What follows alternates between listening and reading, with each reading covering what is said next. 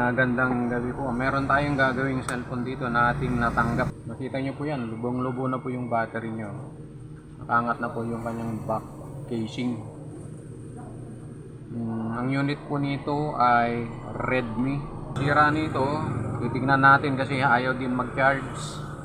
Basag yung kanyang LCD. So, maaaring may mga ano dun sa kanyang flex. Ano po? Na ating ano. So ang gagawin natin dito, buksan muna natin blower natin dito. Ayan. Ay, konti lang siguro ang blower niya kasi ano na. Tanggal naman na yung ano kanyang ano. Ayan oh.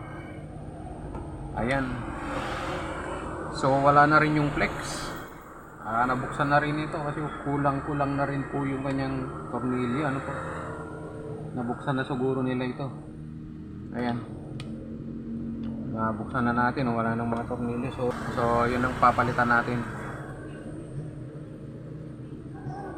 Ayan, wala na. So unang-una papalitan natin. Tanggalin natin itong back casing frame. Itong back casing frame dito na naka-attach yung back casing. Ayan, yan na.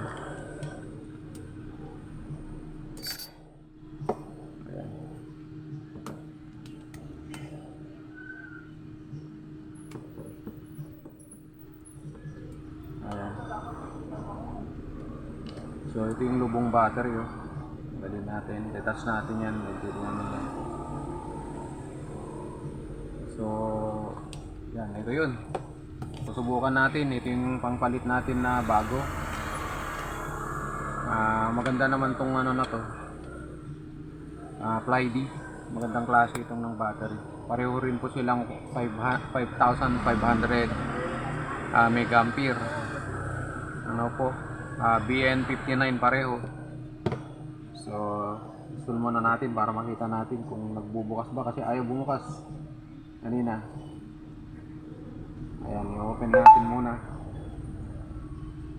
Baka sira din yung kanyang top board. So far hindi naman mainit, so ibig sabihin okay. Ayan o.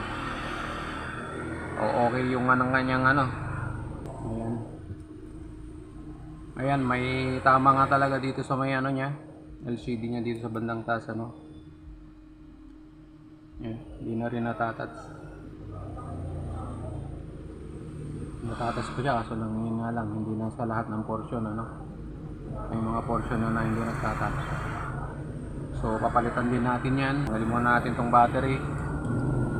Tangan natin yung flex. So ito ang ating ipapalit na flex. Wala kasi dito, nandito yan eh. Nakasalpak yan. Ganyan. Naibawa ng battery. Yun yung ano kaya hindi nag-charge ito. So unang-una tanggalin muna natin yung LCD no, yung lumang LCD na basag. Tanggalin natin dito kasi nandito yung connection. Banda rito sa baba. Dito nakasalpak yung LCD niya. Nandito sa ano na to, baba ng charging board yung connection ng ano, CD. So iangat din sa ilalim. Yan. So ito ay naka-connect siya dito, punta rito. Itong ano na to. Ito yung pinaka-flex ng nakadulo ng flex, yung sa may socket niya. So tatanggalin na natin ang LCD. So sa pagtanggal natin ito ng LCD, gagamit tayo ng mga drilling tools. Pwede rin yung mga playing cards. So yung mga manipis na bagay. Pero unang-una, ito, bublower natin yung bandang mga gilid niya para ma-loosen yung sealant. Peeling tool, ganito, yan. Ganun, susunggutin na ganun. Tapos yun, tanggal na. Yan. Perfect, nakatanggal agad. Yan. So, di natanggal na natin yan ano. Gagawin niyo, linisin niyo rin yung mga old na ano. Yan. Ito yung mga pinalitan kanina, papalitan natin yung mga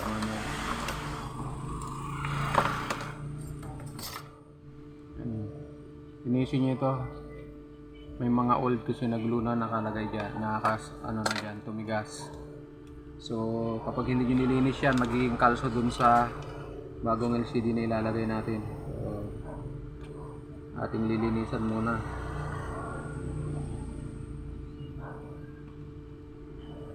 Yun o, kita nyo yan. Ang dami o.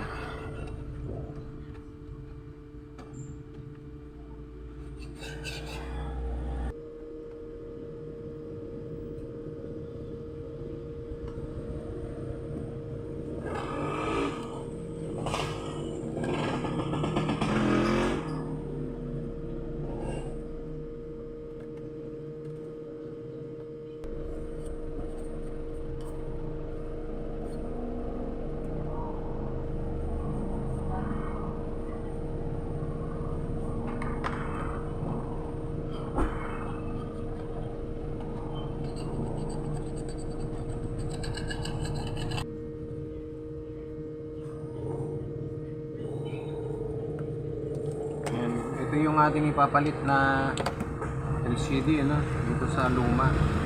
Ito yung bago. Ating isasalpak na itong bago. So unang-una tanggalin natin ito. So check nyo rin kung may mga anong mga pyesa no, naka-osli. Para sa ganun hindi po magiging ano dun sa ano.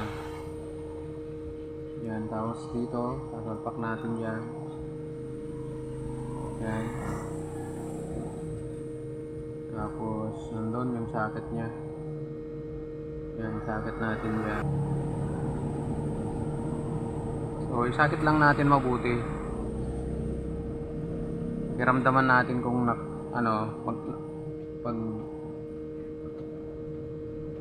yan. Yan, pagkatapos nun ibalik natin itong charging pin. Doon siya, ano siya doon. Yan yung antena. Balik din ninyo.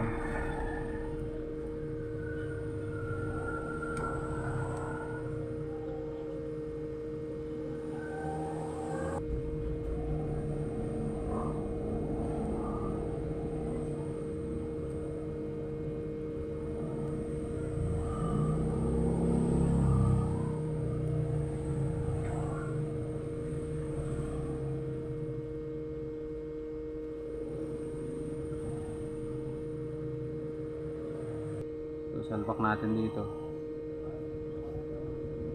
Tapos, sisingin natin itong bago.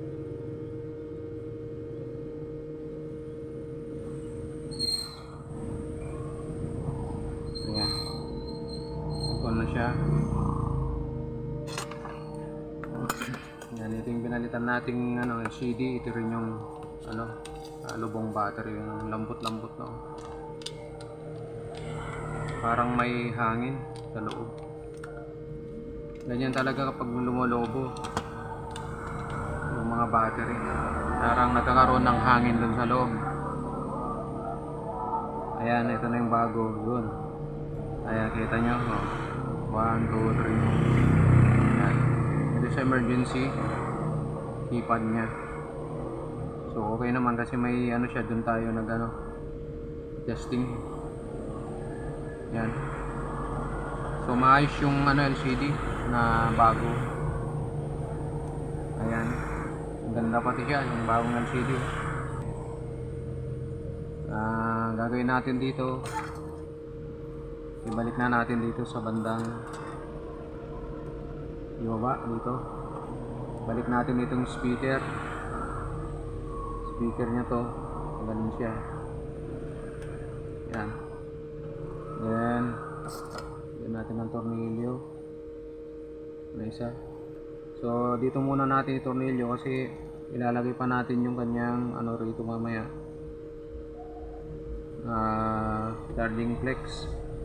Yan, dito yan kasi nakasakit yan, pag ganyan, pag ganyan siya. yung subboard saka sa mainboard. Ano po, i-fix natin muna itong LCD, lagyan natin ng sealant. So, check nyo rin yung ano, yung back niya kung natanggal nyo lahat yung mga tinatawag nilang ano, sticker. May mga sticker kasi nilalagay nila dyan, yung mga supplier para pagkakilanlan kung sa kanila galing yung item o hindi. No. Gagawin natin, lagyan natin ng double sided yung likod ng battery. Hindi nyo kasi nilagyan yan, aalog-alog po yung battery sa loob pag na-i-close mamaya. Nakala mo merong ano dun sa loob na umalog-alog,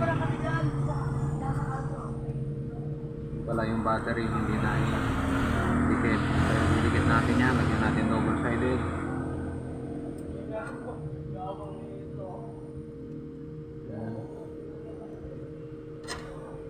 Mga nagpagawa nito yung dati na nating mga customer sa ganito kasing ano, tiwala ng yung ano, kaya sila bumabalik, tiwala sila.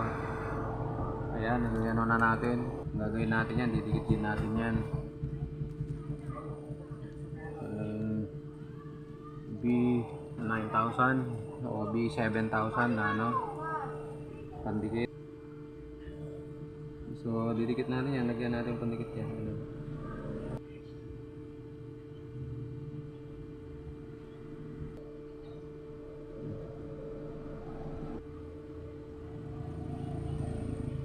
So, linisin natin maigi yung ano, para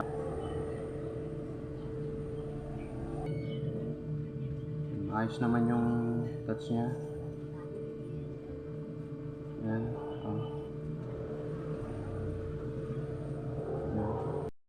Yan, naisalpak na natin yung Lex, ano? Balik na natin to.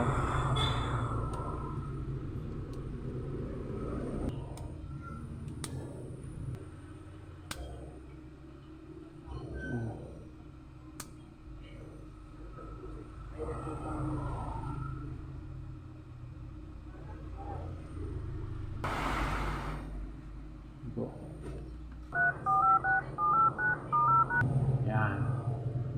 So, ayan po. Tapos na natin gawin itong unit na to. Kung sa palagay po ninyo ang video ito ay makakatulong, paki-like po ang aking FB page, paki-follow po ang aming FB page. At maraming salamat po dun sa mga nagpa-follow at nagsusubscribe sa amin, maging sa aking TikTok channel. Suportahan nyo po kami. Yung suporta po ninyo ay malaking tulong po sa katulad po namin na gumagawa ng mga ganitong video. Kaya nagpapasalamat po ako doon sa mga sumubaybay at sumuporta po sa amin. Maraming salamat po sa inyo. Thank you po very much.